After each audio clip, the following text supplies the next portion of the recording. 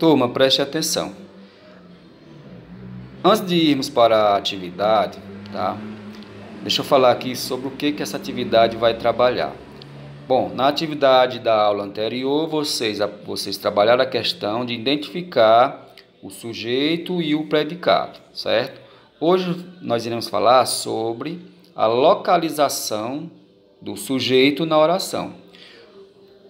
Uma colega de vocês perguntou ontem, certo? Se o sujeito vem sempre primeiro e depois o predicado, certo? Preste atenção, nem sempre, na maioria das vezes é assim. Primeiro o sujeito, depois o verbo, depois o predicado. Veja o exemplo aqui, na primeira frase.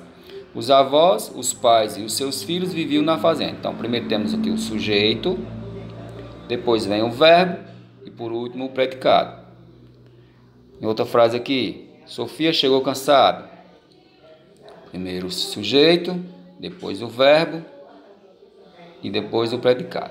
Pessoal, quando essa sequência ocorre, tá? Ela está na ordem direta, certo? A frase está na ordem direta, sujeito, verbo e predicado. Mas, em algumas construções, tá? Essa ordem é diferente. Pode ocorrer de primeiro vir o predicado, o verbo e o sujeito depois, certo? Aí, nesse caso, o sujeito, quando o primeiro vem o verbo e depois o sujeito, nós classificamos como o verbo, o sujeito está posposto ao verbo, certo? No caso aqui da frase B, Sofia chegou cansada. Sofia, sujeito, verbo, predicado. Nesse caso aqui, o sujeito está anteposto ao verbo. Então, preste atenção, vamos lá.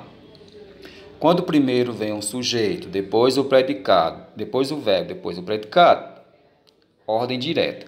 Quando primeiro vem o verbo, ou seja, o predicado e depois o sujeito, ordem inversa, certo? Nós iremos trabalhar esse conteúdo.